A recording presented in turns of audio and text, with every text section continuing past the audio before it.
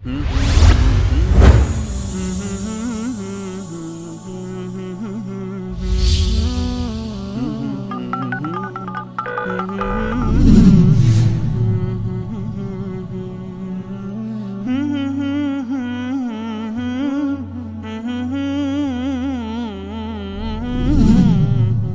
علیکم. سلام بر شبکه جهانی وصال. بنده علی هستم از مینار، از ایمان پاک.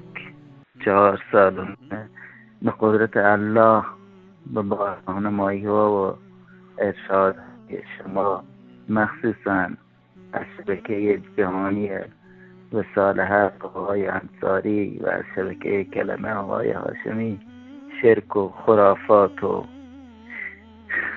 قبر پرستی رو رها کردم و الان پاکم، ولی از الله خواستارم که مرا ثابت قدم بدارد و بدور از شرکیات و خرافات مرا بمیراند. بنده از وقتی که موحد شدم از خانواده، فامیل، مخصوصا از خانواده، از افراد درجه 1 خانواده هم طرد شدم، ولی خدا را شکر میگویم که و خانواده هم را از این شرکیات نجات دادم. لازم به ذکر است 2 شب پیش با یکی از دوستان که شیعه می باشد